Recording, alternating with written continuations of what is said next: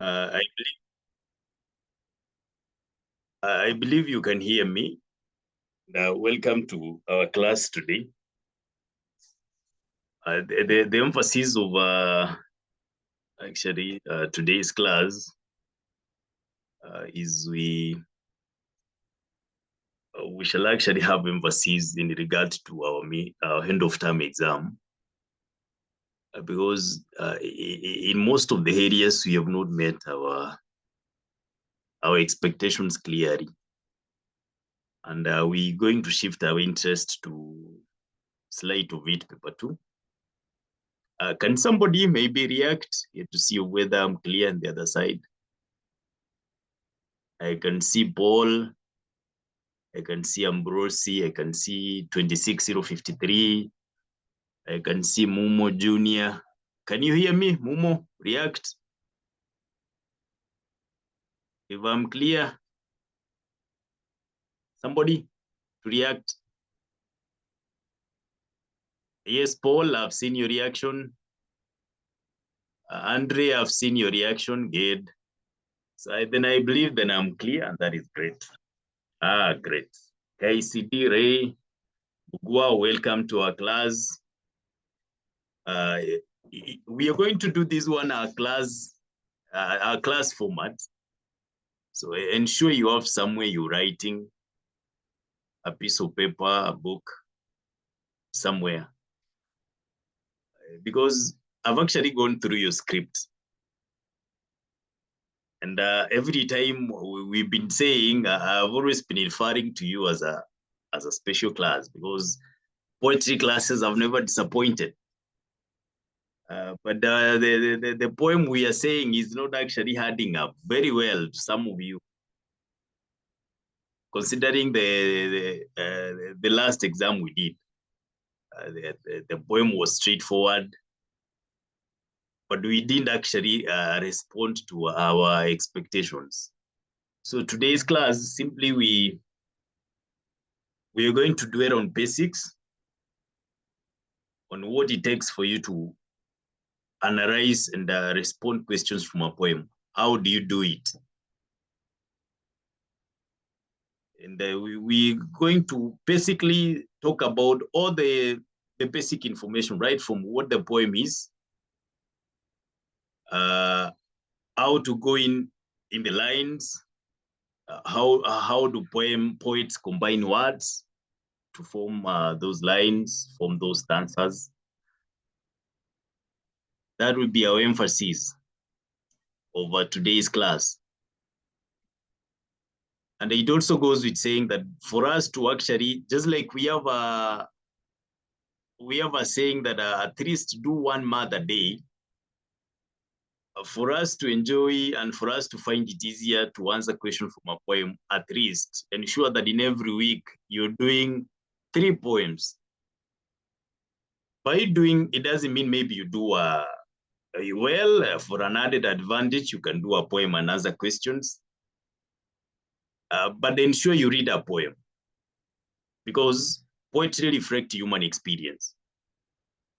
And you need to enrich yourself with these different perspectives so that when you're meeting a particular poem, you can be able to relate very well what it's saying.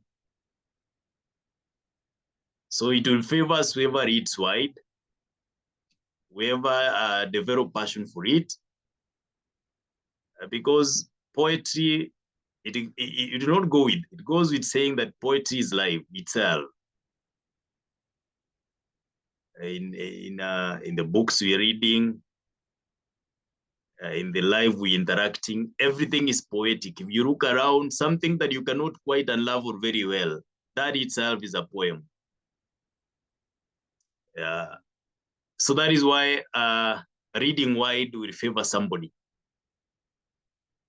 So today our class is, as I've said, is our subtopic or our topic will be poetry, and our subtopic will be how to answer questions in a poem.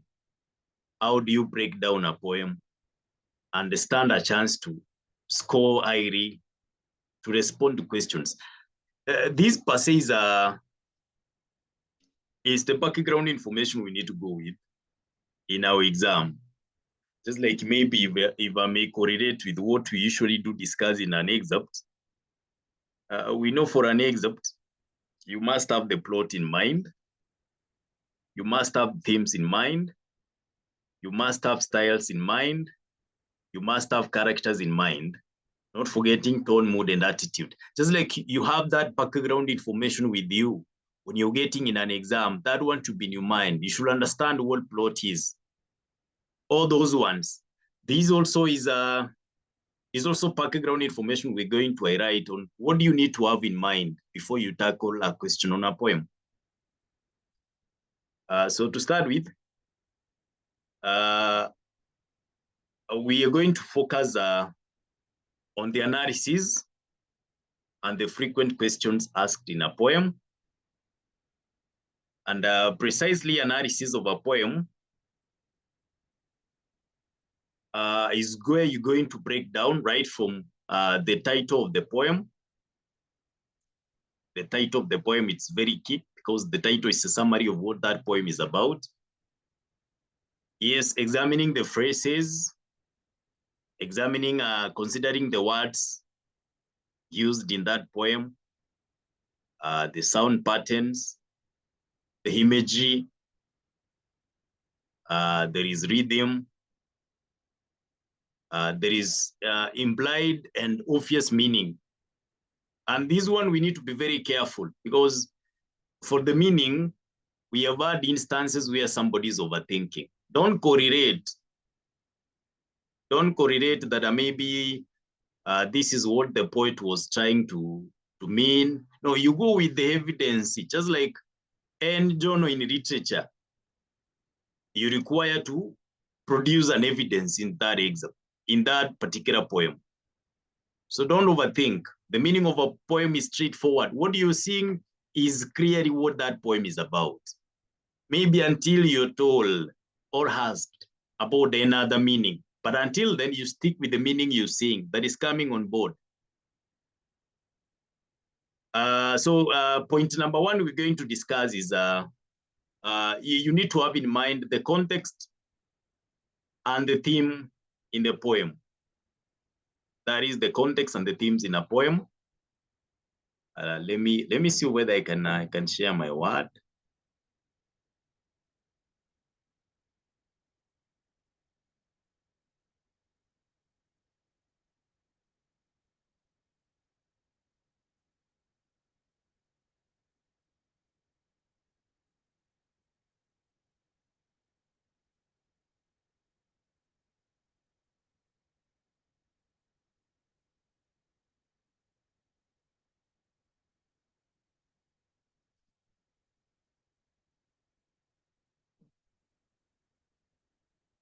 A minute.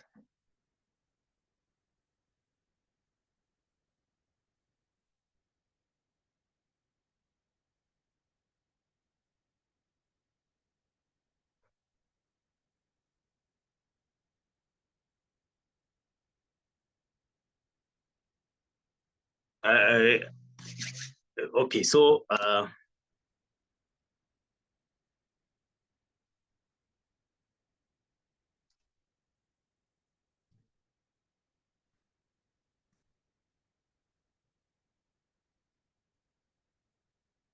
how to analyze a poem.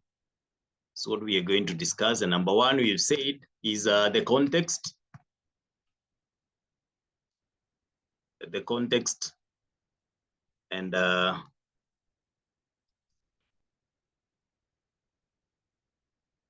themes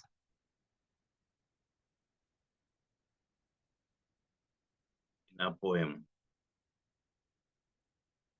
That is number one. So under context is simply the setting of that particular poem you're about to read. Maybe is a question you need to have in mind and ask yourself, what might be the setting, the physical environment where this poem was set? We've been having poems dealing about colonialism, pre-colonialism, post-colonialism, and, for example, modern world. So if you ask yourself, upon reading that poem at the end of it, where can I classify this poem? What is the context of the message in this poem? It will be easier for you to come closer to what the meaning of that poem is. And also there is themes. Themes we've always been saying, just like the themes we are meeting in an excerpt. Themes are concerns raised in a poem, referring to the subject matter and the reason of writing a particular poem. There is always a message the poet wants to share with you.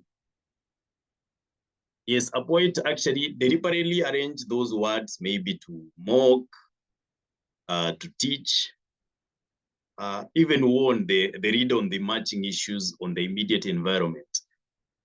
So somebody cannot say, I want to write a poem. There is always an underlying message that person wants to pass to you. That is what we are referring to as the theme. And this is the question you actually asking yourself at the end of it. What is the main theme in this? What is the main message of the poem? What does this writer want me to learn from this particular poem? Remember, this is a reflection of what's happening in society. So there is always a message that person wants to pass across in those words. And we need to know that this is a special category we are discussing. It's not a comprehension, it's not a narrative. Words used in a poem, the diction in a poem, it's very deliberate, because even the punctuation in a poem itself carries and communicates the meaning. If there is use of a comma, if there is use of a full stop, it actually communicates. Any word used is deliberate and it carries meaning. So theme is the central idea. The poem is passing across the main ideas, and it can cover quite a number of issues. So upon reading, you ask yourself, what might be the central idea the persona was trying to pass to me? Before now you move on to enhancing other areas in that poem. Yes, also you must also be familiarized for you to actually relate very well the theme in a poem, themes in a poem. You must be conversant with your immediate environment. Because in our environment, we have contextual issues like love, issues like death, issues like corruption, war.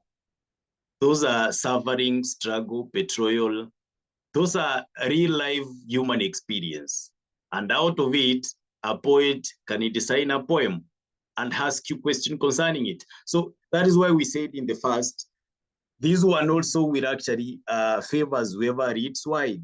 So if you've been interacting with the different topics of human experiences, now upon you meeting a poem in a given setup, it would be easier for you to relate with those experiences. Number two is what you need to have in mind is a classification of a poem.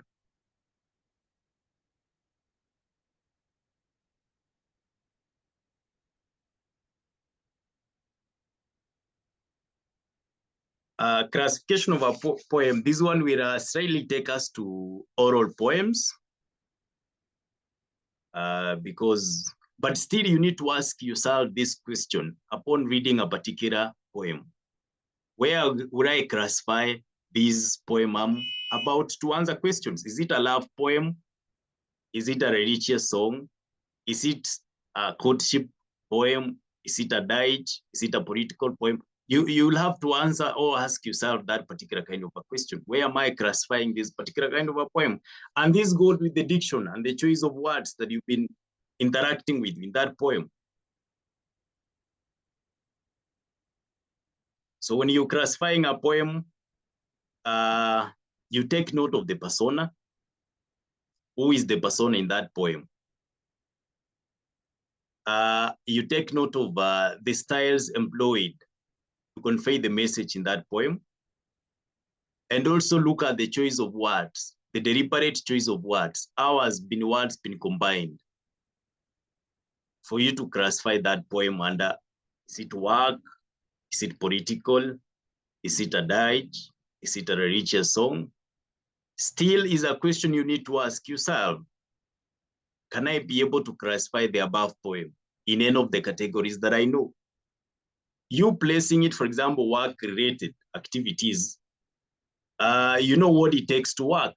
And therefore, you're going to find it easier for you now to respond to the questions in that particular poem. Point number 3 that you need to take into great consideration is rhythm.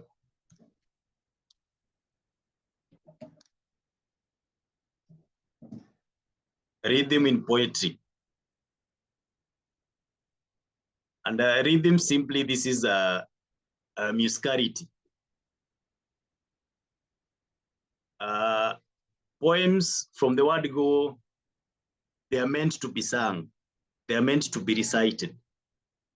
For us to find it easier to recite a poem, then particular devices are going to be included by the poet to make it easier for somebody to combine those phrases.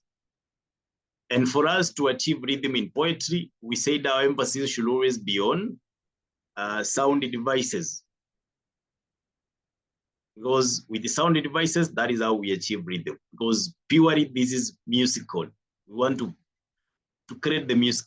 So for us to enhance a rhythm in a poem, we enhance use of sound devices.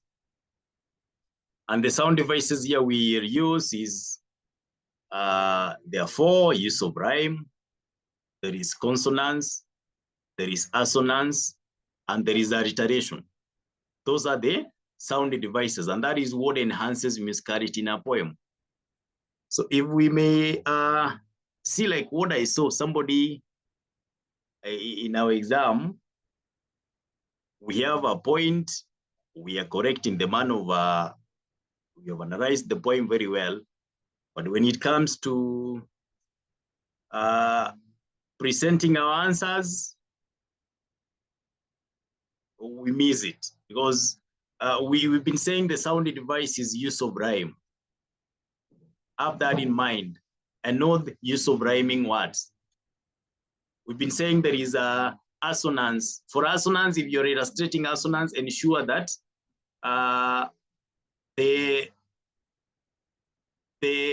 illustrative detail, they are on the same syllable. Ensure that they are on the same syllable. And you pick the whole of that line and you are right. So rhyme, if I go with the details, what rhyme is actually refers to the repetition of sounds at the end of each lines in a poem. And we have two types of rhyme. We have an internal rhyme and we have an end rhyme. We don't want to limit somebody because this is an advanced knowledge you need to have for you to unravel. You need to know there is an end rhyme, even when we are not receiving maybe questions concerning it. You need to know there is end rhyme at it. And how do I now illustrate it? We said no comma should be in between. No conjunction should be in between. We shall get a sample poem and go into details. So now we illustrate on use of rhyme as a sound device. There is use of consonants. Say it is the repetition of a consonant sound within a line, or it can be the end or in the middle. The feature we need to pick here is pick the whole of that line and then underline instances where we have consonants. We said here don't over underline, don't underline. Ensure you and also a feature we also need to have it. Don't mix consonants. So if consonants you've identified is at the end of a word, ensure the consonants you're picking in the next word is also at the end of a word. If you're illustrating the consonants at the middle of a word, ensure another illustrative detail you're picking is also at the middle of the word. There is alliteration. You need to have that in mind. Repetition of the initial consonant sound at the beginning of a word. there is assonance, repetition of a vowel sound. And here we have said is ensure when you're illustrating, they are on the same syllable. The next one is imagery in a poem.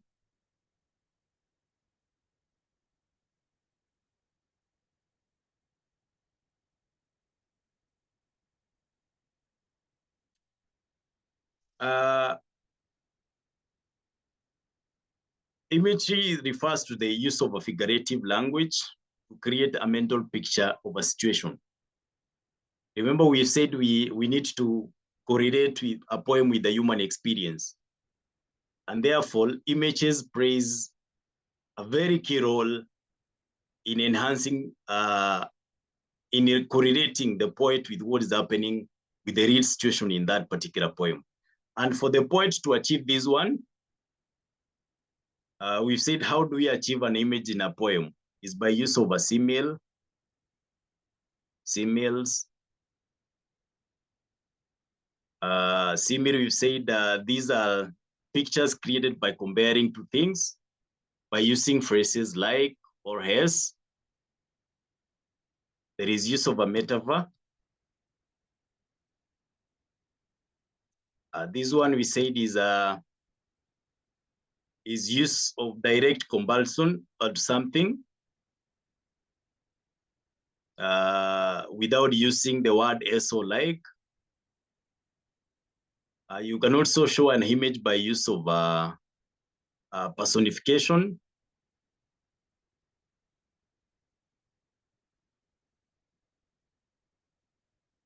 Personification is when refers to situations where inanimate things are given human qualities. For example, a tree whispered, stones cried. Those are personification, yes, good. There is also use of symbolism. You can actually also point an image in a poem by use of symbolism. This refers to objects that have an implied meaning in a poem. For example, silver and gold can symbolize wealth and money, an example. Blood can symbolize death and violence. So whenever you meet this one in a poem, ensure that, just have in mind, know that the poet wanted me to correlate, have a mental picture of the real issues happening in this particular poem. And we said when you want to unravel the meaning of a poem, if you don't understand some of these basics, because majorly this is where the meaning of a poem is hidden. The meaning of a poem is hidden in a simile, the meaning of a poem is hidden in a metaphor, the meaning of a poem is hidden in personifications. So if you cannot actually get to know what it means, then it's going to be very hard for you to, at the end of it, answer the question, what is the poem about? Because you've not mastered very well what a simile is, what it looks like, and its significance, what a metaphor look like and its significance, what personification look like and its significance. But it's good, we've said here is, at the end of the day, wherever you see a similar metaphor, personification and symbolism, or at the end, what the poet wants to achieve is, you want to create an image in the reader's mind. And actually that is what gives a poem a special quality, because of its essence for you to be emoted. Because we said poems sometimes can joke very well with our emotions, simply because we correlate, we foresee, and it actually tackles human experiences. So moving forward, another thing we need to also look when we are reading a poem, a question we need to ask ourselves is irony in poetry.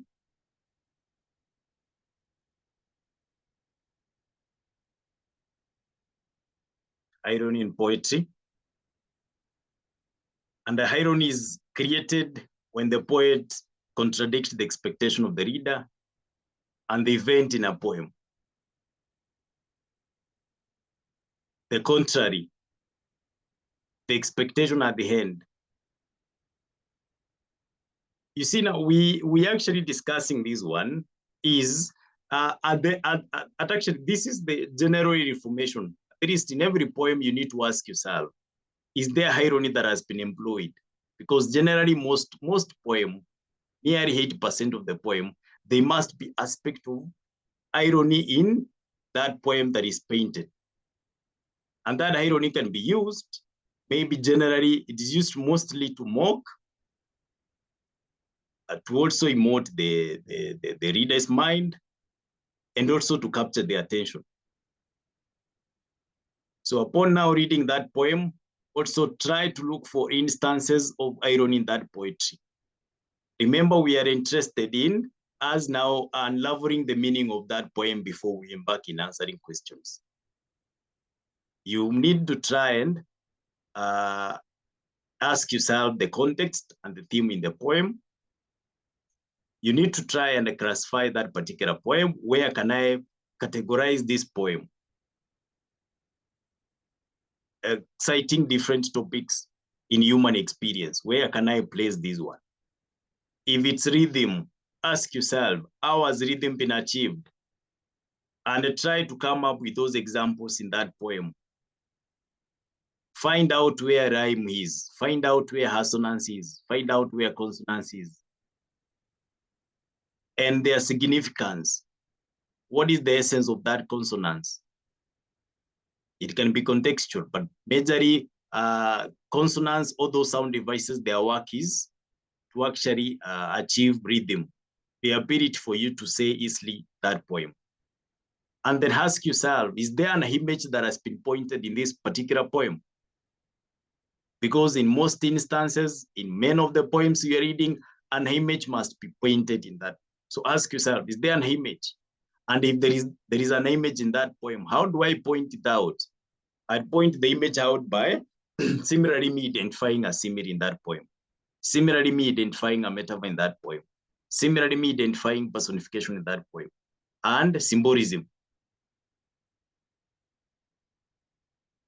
And then is there irony? Because most poets apply the use of irony. Because this one, it meets the read of that poem in a shock. Something I didn't expect. And this word makes the poem now interesting. Because you cannot easily predict a poem.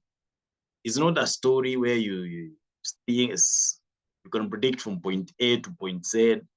No, it has turns and twists. And that is what makes it actually so much interesting. So wherever you didn't actually see this one coming, and it actually came in a very creative way, it actually makes you enjoy reading that particular poem.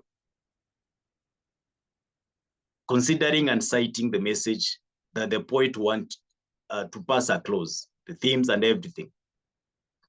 So another thing that number 6 that you need to have in mind when you are analyzing a poem. Remember, this is background information that you need to have for it to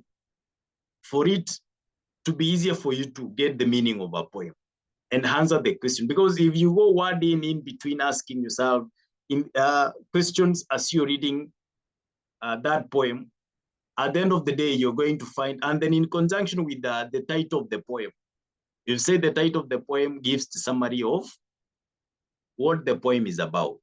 So next is satire.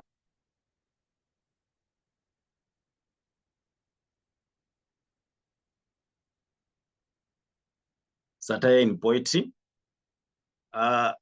This is when the persona uses mockery, or when the poet uses mockery in the language, for example, to criticize things, people, situations, and sometimes creating comical character whom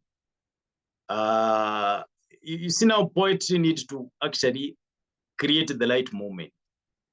You need to enjoy poems.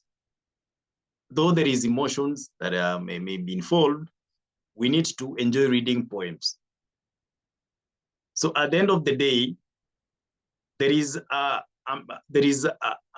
use of satire is purely you critique in a way that your mission is you want to create some light moments, some fun.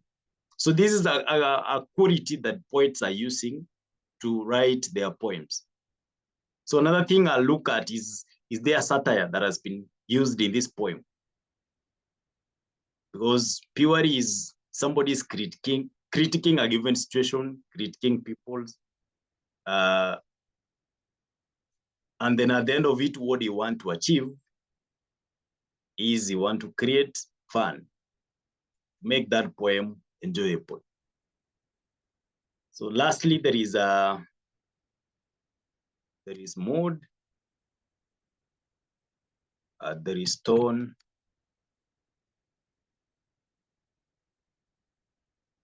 and attitude.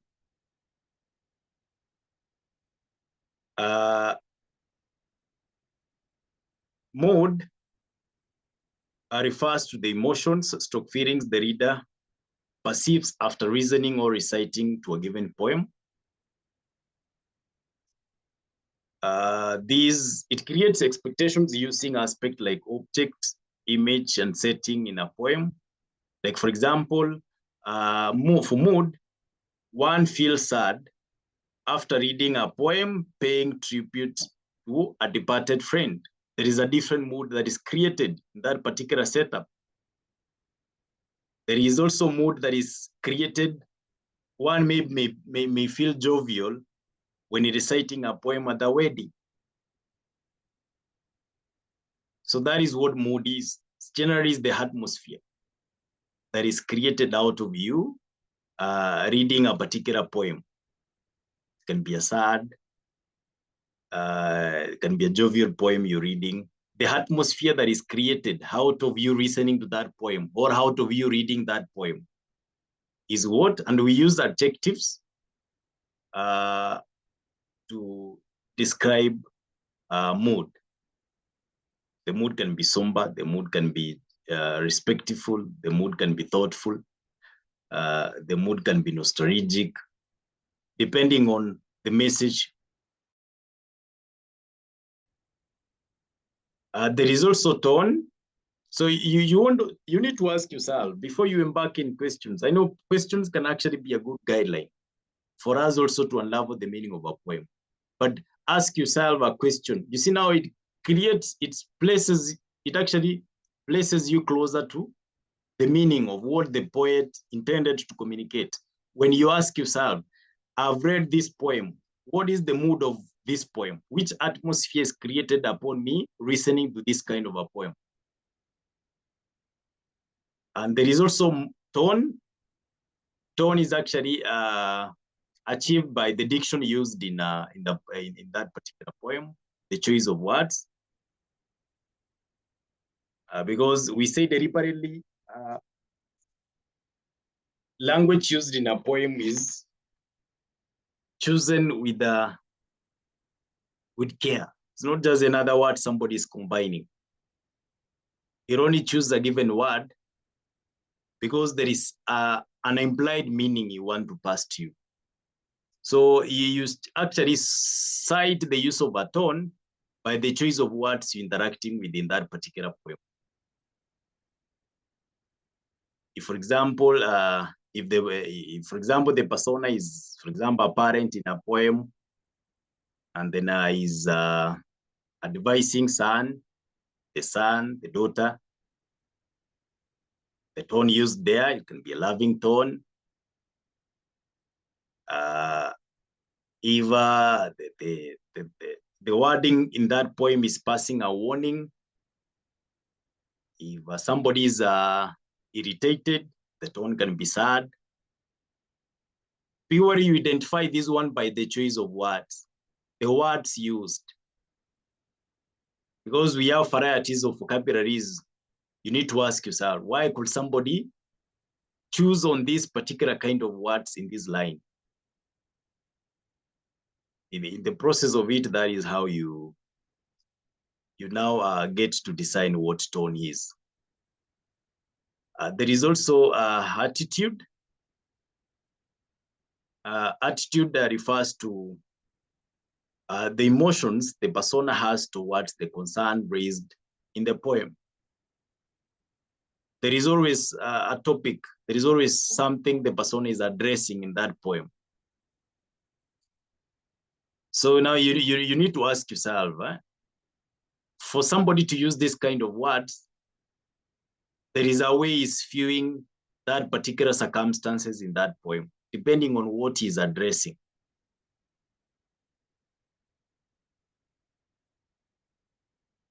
So we need also all these ones also, we tone, mood, and attitude. If you could see in most instances, they do travel in the same lane because they correlate. And the one thing that can help you now design mood, design tone, and design attitude is purely by the choice of word, the diction used in that particular poem. So generally in our class, what we are saying, contextually, this is what we need to have in mind when we are getting ourselves ready to tackle a question on poetry. We said, try as much as possible, once again, identify the main idea in that poem. Ask yourself the context, the setting of that poem. Come forward and classify that particular poem, depending on where you see it fit. There is also ask yourself how rhythm has been achieved. By rhythm is identify where those sound devices are, the illustrative. Ask yourself, is there an image in this poem? There is always an image in a poem. Find it. And that image can be achieved by a simile. You are not actually finding it because it's being asked in a question. You're identifying this one because you want to first understand what that poem is about. And remember, if you do it in this stage, remember, a poem in paper 2 is comprehension. It's testing you content. Slightly, if you misinterpret what the poem is about, you can start to think what will happen to the rest of the question. So here you need to be very careful on how you are unraveling the meaning. So slightly, if you misinterpret it, you've lost the whole of it. So you ask yourself, how has the image been painted? Is there simile? Is there metaphor? Is there personification? Is there symbolism? And what is its significance in that poem? For us to enjoy reading a poem, we said irony is very, very key. Poets employ the skill of using irony because it actually corners the reader of that poem. Because I didn't see this coming, but at least it came in a very creative way, making now that poem interesting. Is there satire, light moments in that poem that has been created? There is some always aspect of it. You find it. And then now lastly, there is mood, and there is tone, and there is attitude. We've said mood is the atmosphere that is created out of you reading that poem. Tone is the choice of words, the quality of the voice, as it is also dictated by the choice of words. And attitude is now the perspective that the persona has towards the subject matter in that poem, the lens that is wearing as he's addressing various topics in that poem.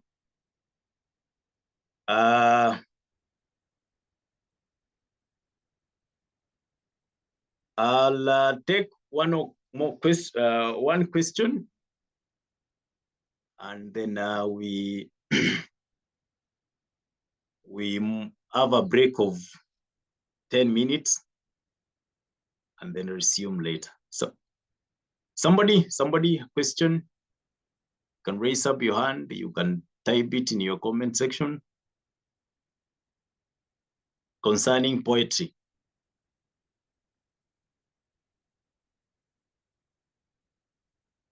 Yes, if you have a question, get Abdi.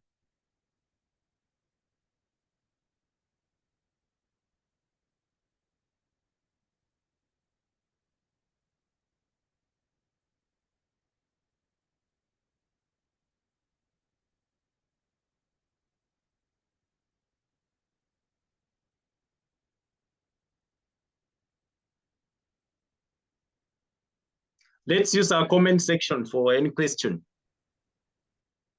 If you have a question, type it in the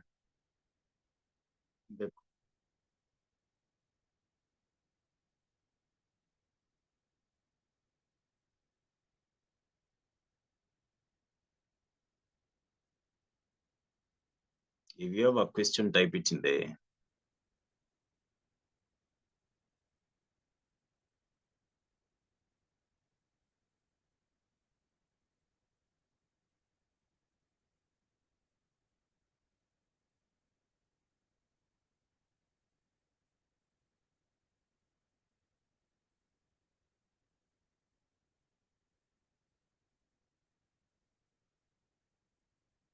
so purely that is the background information we need to have with when we are tackling a question in a poem.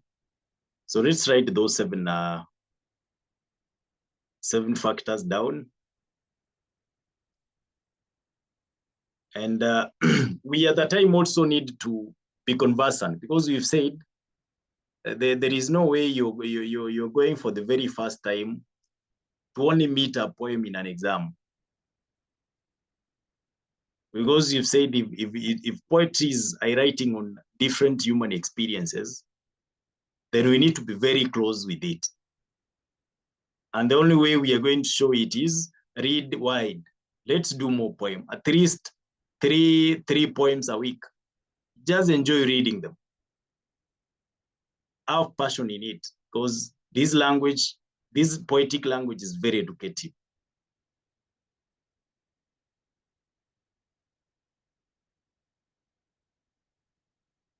Yes, Daniel, I can see your hand is up.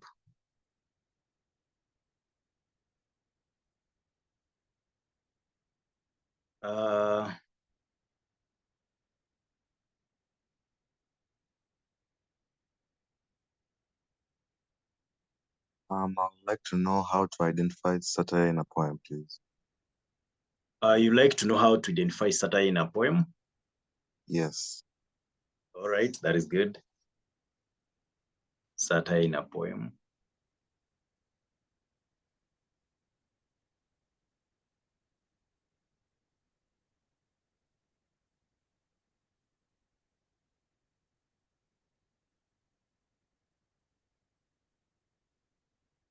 Yes, Albert? Excuse me, chat. Yes. The chat is disabled. The chat is disabled.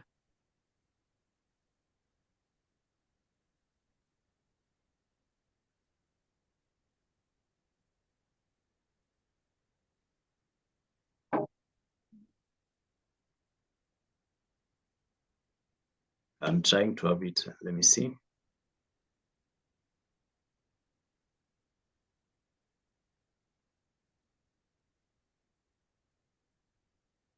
Okay, it's okay. We can chat now.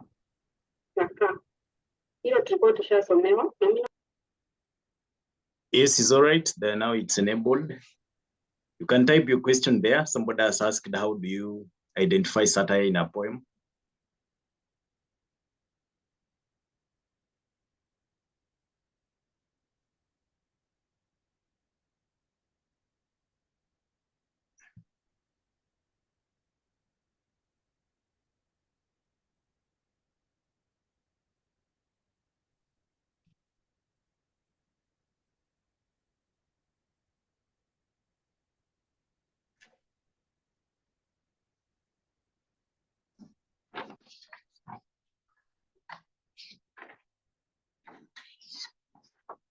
Yes, we've said satire is when the persona uses mockery in their language to criticize things, people, situations, and creating comical characters whom the reader find funny. Maybe I can be convinced that finding something funny is dynamic. Maybe what is funny to you cannot but there is a way that road is being created. It's being exposed. Like, for example, if the poem is talking about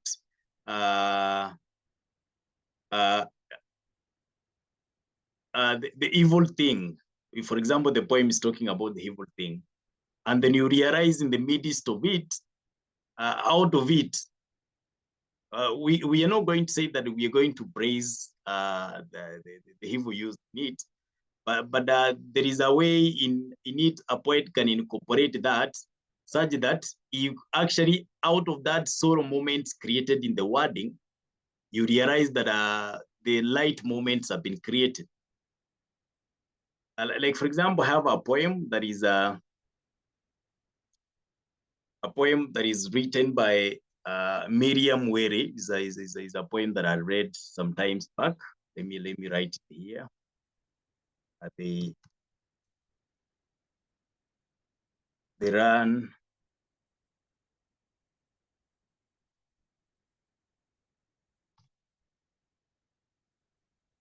out of mud. I'm writing that poem.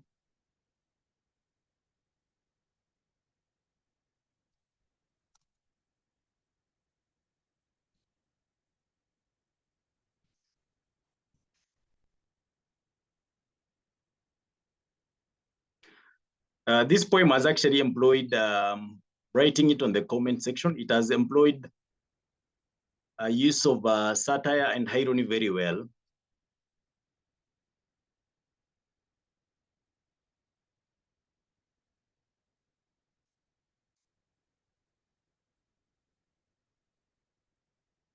And so basically what we have said is satire is created when in a serious situation, the poet is trying to create light moments in a poem. That is what satire is.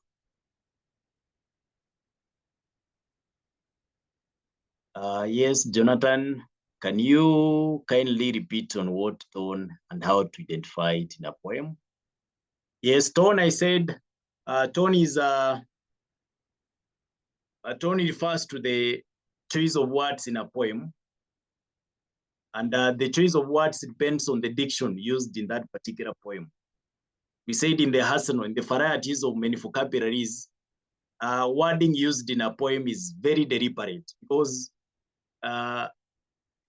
specifically there is a lot of issues, a lot of factors that the persona wants to combine those words to achieve. You want to achieve rhythm, you want to achieve use of styles, enhancing use of styles. So when you want to design tone theories, rely on the wording that is used, the word that are used, their meaning, and in conjunction with what is happening in the poem.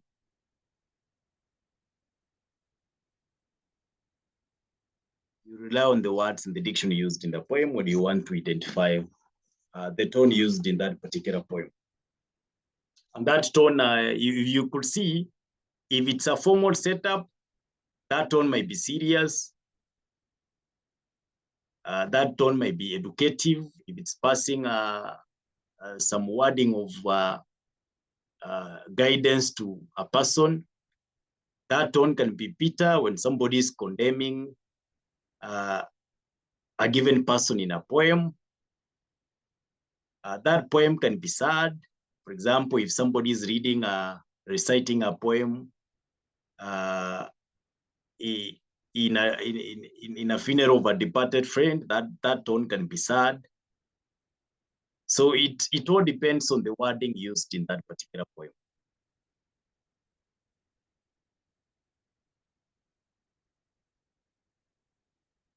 Yes, could you please explain how to identify Jason? I've seen your text. How could you identify the persona in a poem? The persona in a poem is purely the voice that is communicating in that poem. And maybe we at that time not able to differentiate between the right of the poem. The right of the poem is not the poet. The right of the poem is not the persona. The persona is the voice that is communicating in that poem. That person who is saying those words.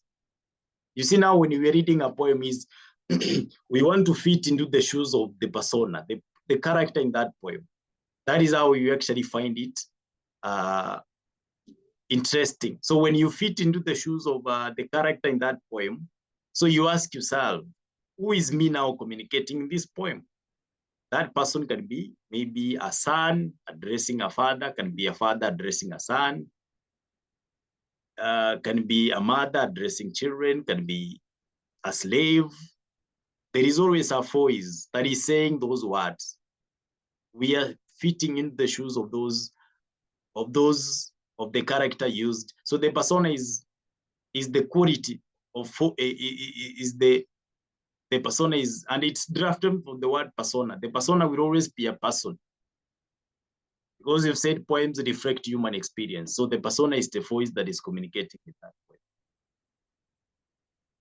Examples of figurative language. The ones we discussed here, we said metaphor. We said figurative language. Simply, this is a stylistic devices. Because if literally you go there, as the word is figurative, is it has some connotative meaning attached to it. So you need to figure that out. So figurative language is majorly the stylistic devices a poet uses. And you can use paradox, parallelism.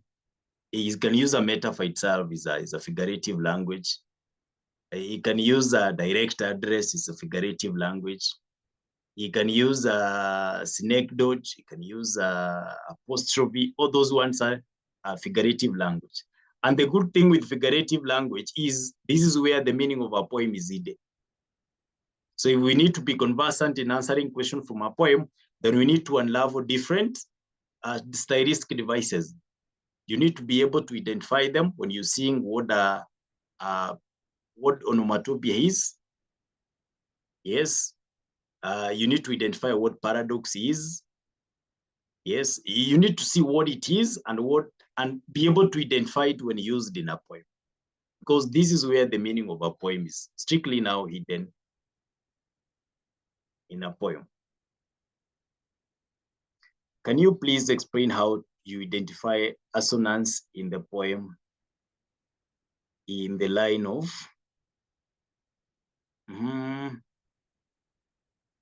assonance? We said is the repetition of a vowel sound in a line. So we've said is you pick the whole of that line as it is. Like, I don't know whether I'll get an example. You pick the whole of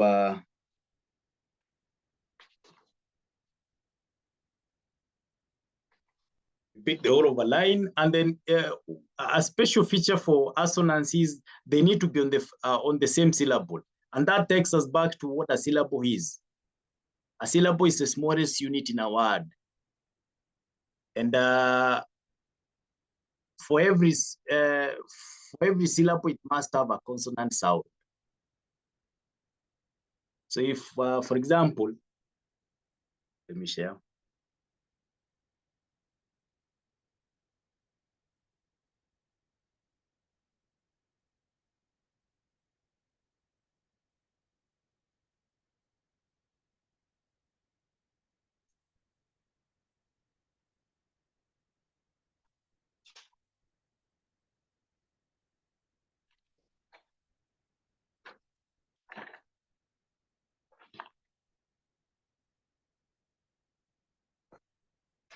For example, if when you want to illustrate about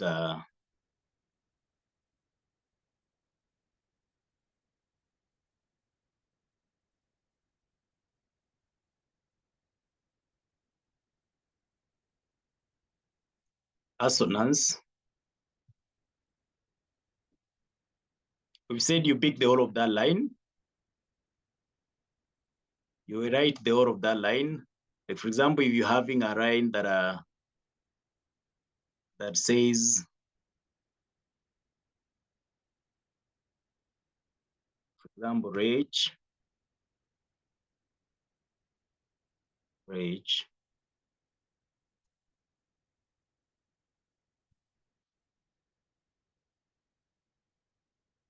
against,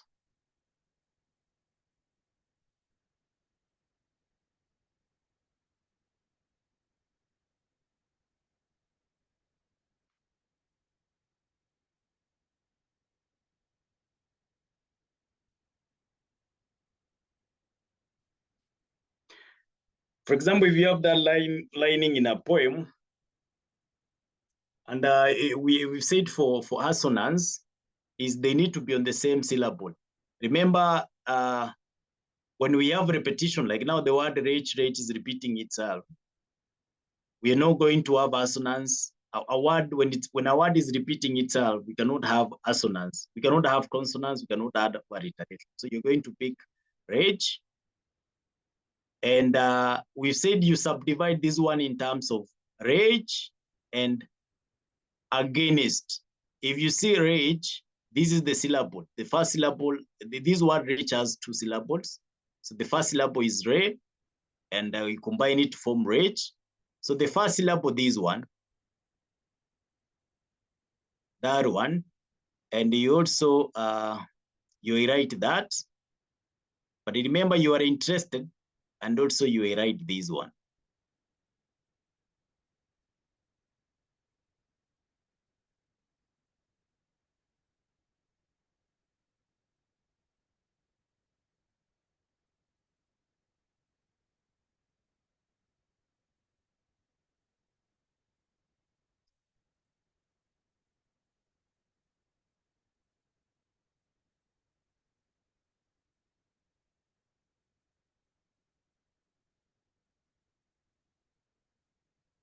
So you're going to write rage and against as assonance in that poem.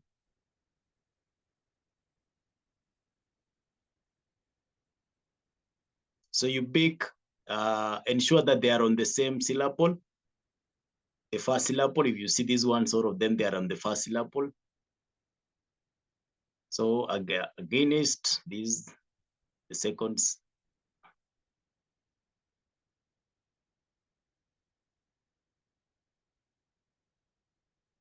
But you are interested in the vowel sound. That is assonance, illustrative detail for assonance, rage, and against. They are on the same syllable. The same syllable, they are all in the first syllable. So if the second illustrative for assonance is on the second syllable, still you're going to have the other illustrative word on the second syllable. If it's on the third syllable, the other one is going to be on the third syllable.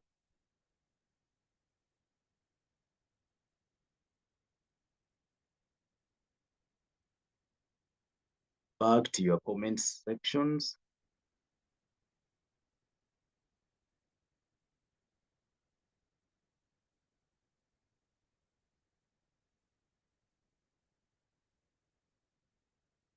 So poetry is passion, and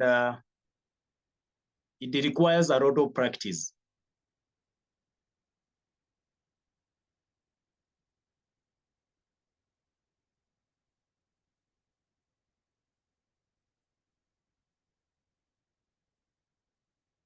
So any clarification still, you can type your questions on the comment section or raise up your hand.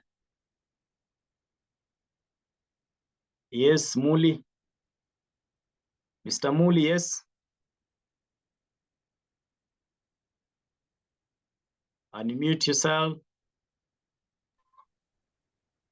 I'd like to know how to identify the subject matter in a poem. You like to identify the subject matter in the poem? Yes, good.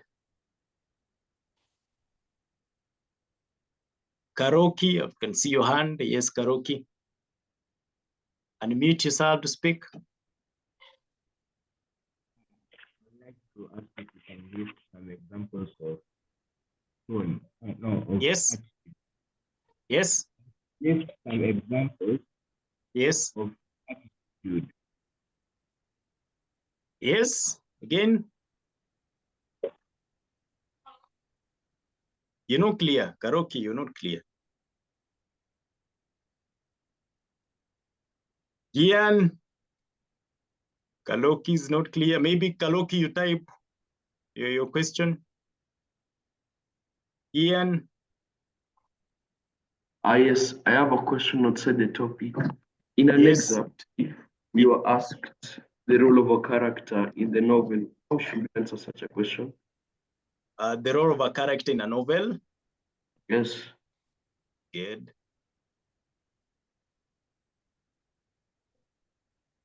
The role of a character in a novel. Good.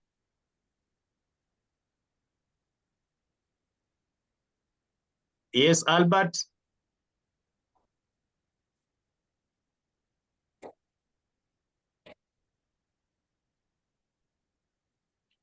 Albert.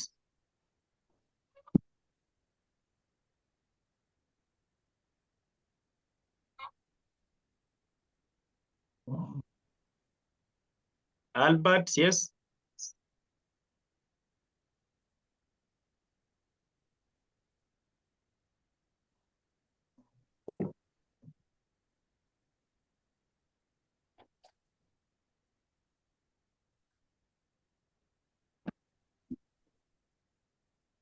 Is how to identify the subject matter in the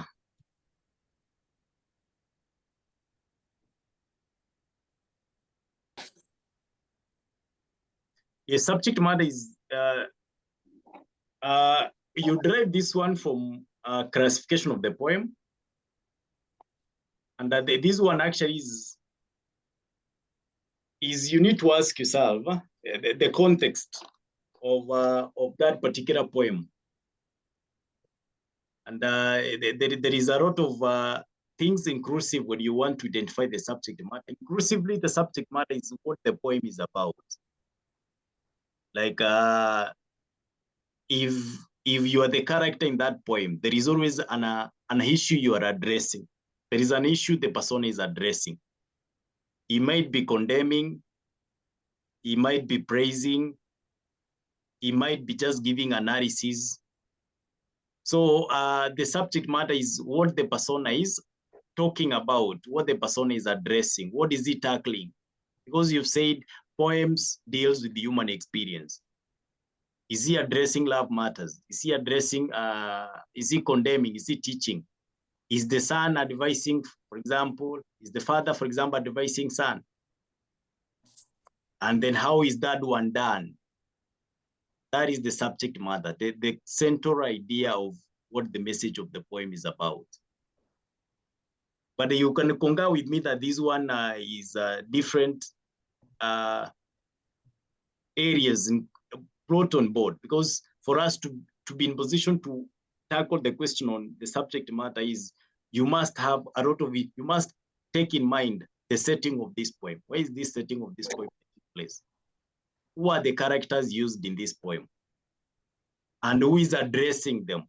Now look the subject matter from the point of who is communicating in that poem. And who is, and what is he addressing them about? That is how you get to identify the subject matter in the poem, the central idea of the message. What is the person addressing? What is he talking about? Who is he addressing in that particular poem? That is the subject matter. The topic of the persona in the poem is what we refer to as the subject matter. And then the role of characters in a play, can be a play or a novel.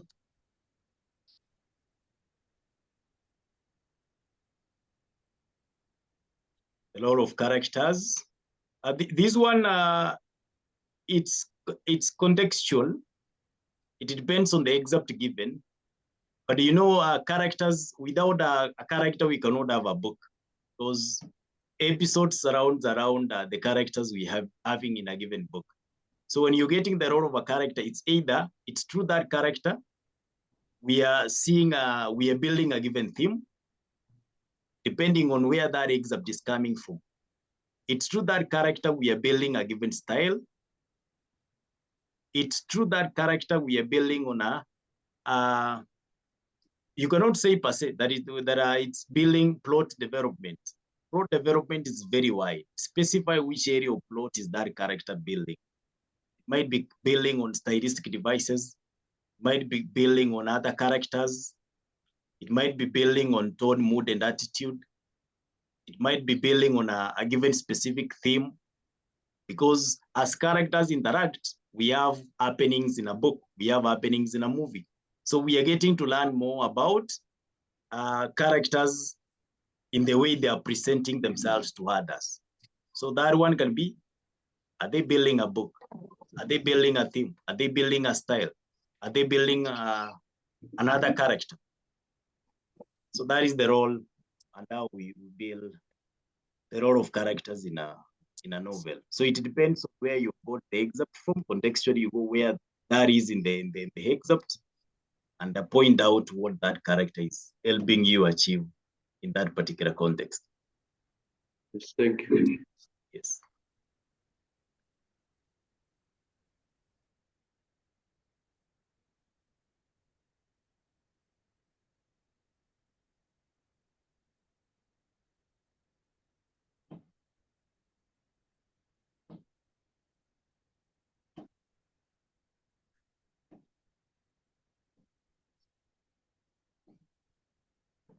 Yes, I'm still looking at your comment section. If you have a question, yes.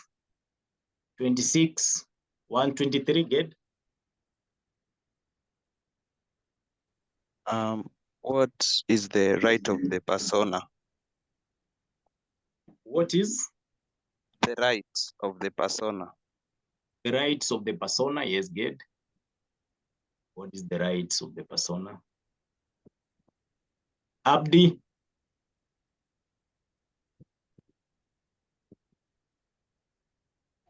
Yes, Abdi. Teacher, can you repeat about the context and theme in a poem? Yes. Abdi, yes.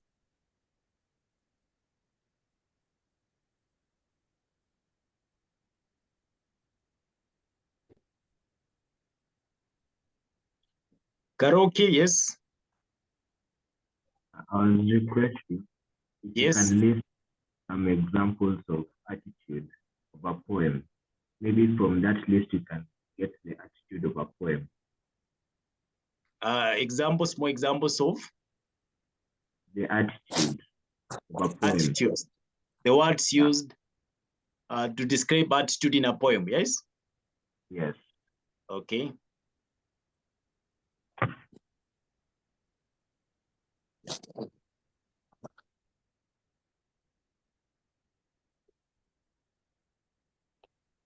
Yes.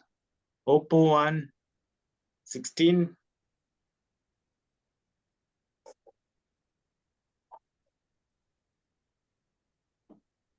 Yes. Okay, I was asking if you have been told to identify the image in the The poem. image, yes. Yes.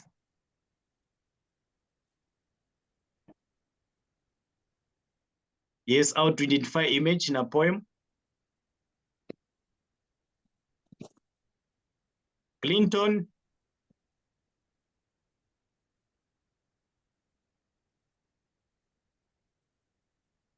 Yes, Clinton.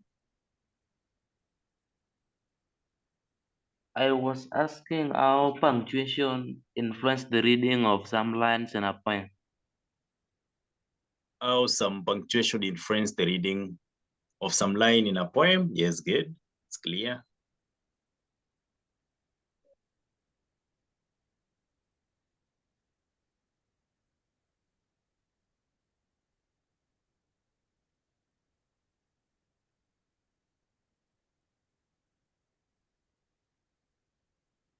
You can also type your question.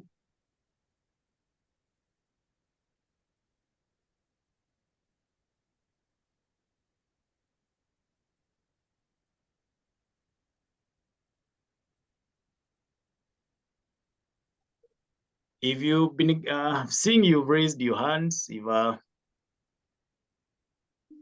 and 26, 123, you can mute.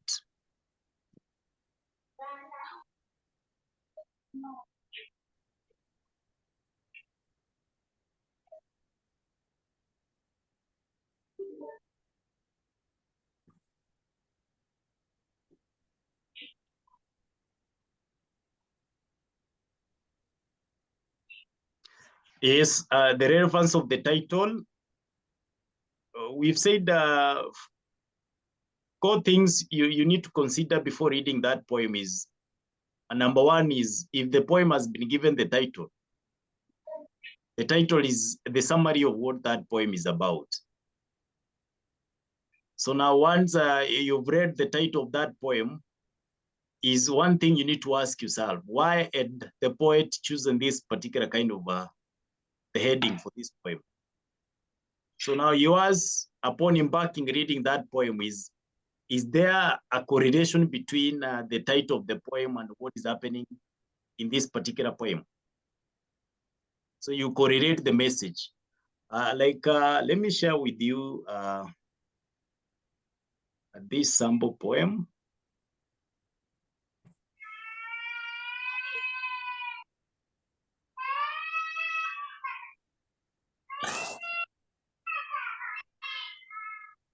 Somebody use this.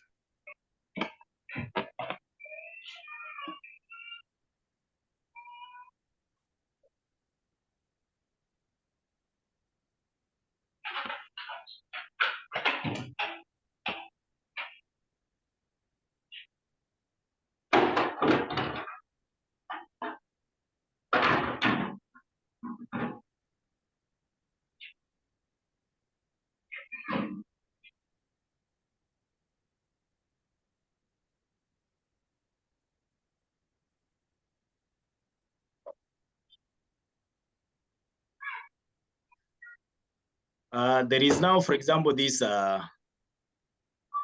poem. I'm going to, Rari, you're going to take us through this poem. Rari, are you there? Yes, I am. Yes, take us through that poem. I read it. Yes, good. Okay. His sunken cheeks, his inward-looking eyes, the sarcastic, soonful smile on his lips, the unkempt, matted grey hair, spoke eloquently of the life he had lived. But I did not mourn for him, the hammer, the saw, and the plane. These were his tools and his ointment and his perfume. He fashioned dining tables, chairs, wardrobes, and all the wooden loves of colonial life. No, I did not mourn for him. He built colonial mansions, huge, unwieldy, arrogant constructions, but he squatted in a sickly madhouse with his children handled stuntedly. Under the bedbug bed he shared with mother, I could not mourn for him. I had already inherited his premature old look. I had imbibed his frustration, but his dream of freedom and happiness had become my song, my love. So I could not mourn for him. No, I did not shed my tears. My father's dead. My father's dead, it still lives in me. It lives in my son, my father. I am my father and my son. I will awaken his sleepy holds and yearning, but I will not mourn for him. I will not mourn for me. That is a good poem. Thank you, Rari, for that presentation. That's good. Great. This is a sample poem, and if you could see, actually, the first question is, who is the persona in this poem?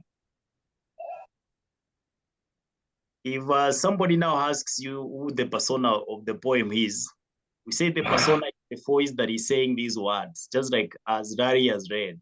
His sunken cheeks, his inward-looking eyes, the sarcastic, soonful smile on his lips. So the person saying these words is now the persona. So you need to ask yourself, who is this person that is actually saying these words?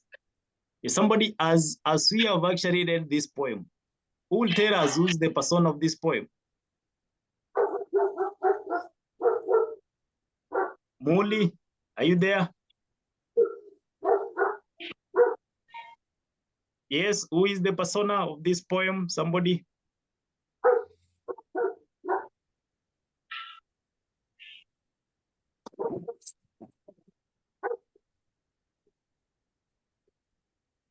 Yes, let's study that poem again.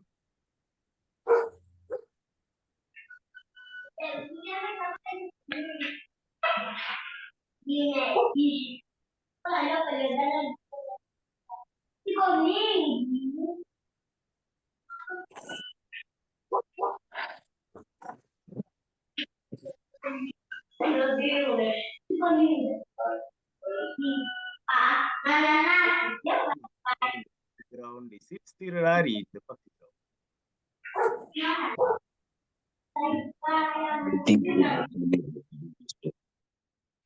Yes. Muli, you mute your mic.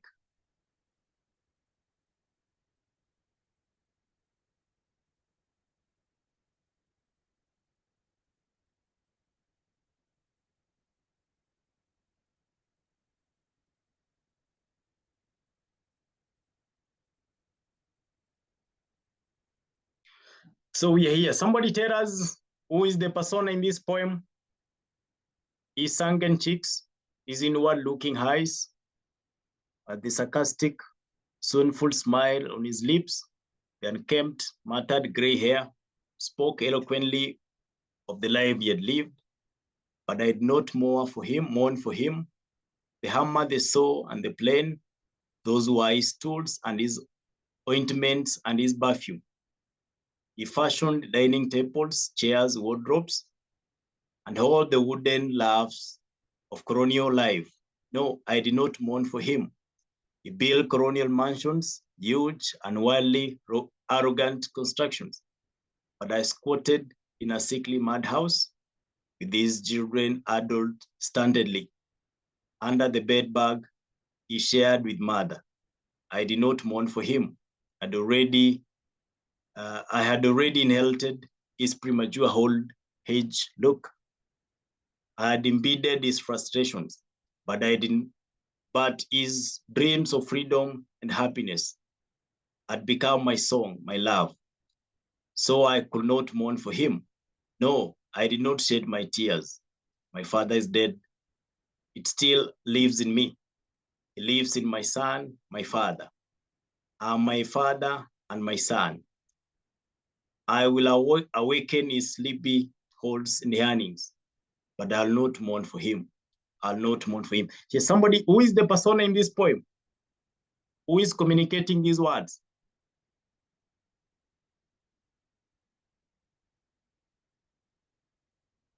Yes.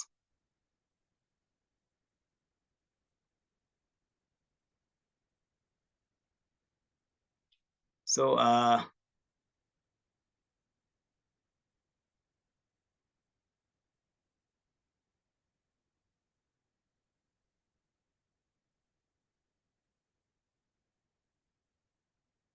is Rari who is the persona in this poem? I think it's a son who speaks Yes. about their father whose family was stricken by poverty, and the son talks about keeping the dream of the father alive of having a better life than they already had, but does not mourn the fact that despite his every effort, he never got the chance to remove them out of the problem of poverty. Yeah, that is correct. That is good. That's great, Rari. That is fantastic. Well answered. Yes, and I've also seen in the comment section, a son recalling his father's life before meeting his death, who regardless of losing his father, still lives on his dream of his father once had of happiness and freedom. Yes, good. That is good. And then another comment here.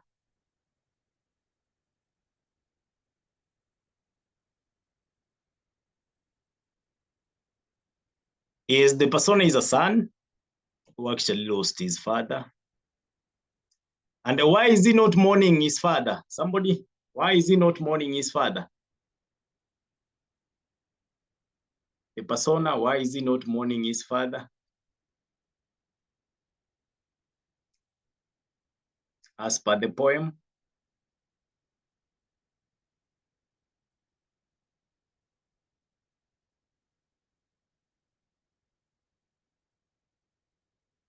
Yes, you can raise up your hand. Why is he not mourning his father in this poem? And actually, if you could see, that one is repeated in every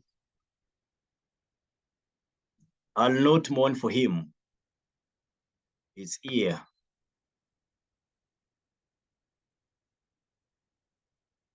It's been repeated there.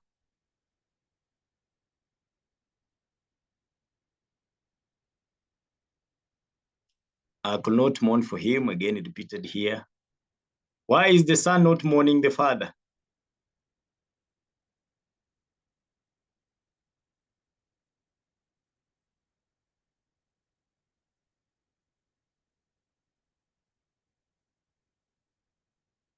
Yes, Rari, why is the son not?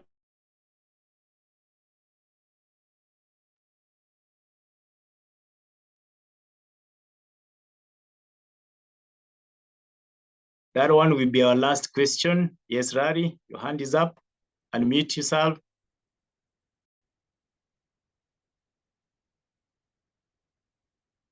His father, yes, good, in the comment section. His father deserves the death since he had gone through many difficulties. Not really, because he had the dreams for happiness and freedom, because he built various things for colonialists. Why is he not mourning his father? Good trials. Remember, the person is alive, right? And therefore, he wants the continuation of his father's genetics. That is maybe one. That is why he doesn't want to mourn his father. The father had dreams. You could see the son wants to accomplish them. Yes, I'm seeing somebody raising the hand. That would be our last question for this session. Despite earning all the wealth he could need for making lavish furnitures, he never obliged to make his life better.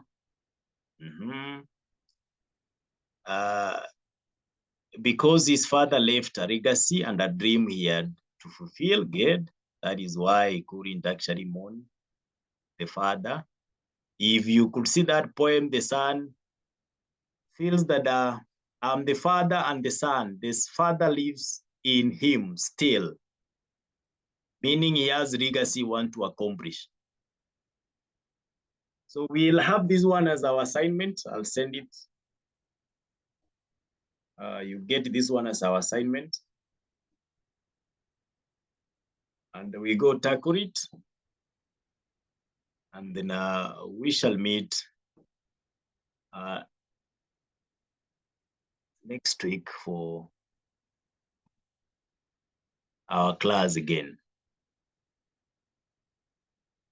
Yeah, so I'm going to stop there for now. I'm going to send also the notes we have shared online here together with the assignment. So we take haste and we said for actually has to perform very well in poetry, the closing remark, we must do a lot of poems. Develop passion in reading them. And read wide in different areas. Take time home, read different books, and enrich yourself with different writings. Let's utilize our time very well. And one area we need to have emphasis, because I know it's worth it, is let's have emphasis in a poetry. Let's enjoy doing reading, writing the poems. So we shall stop there for now. We have had a successful one, and we shall meet next week for our class. Yes, thank you. Thank you.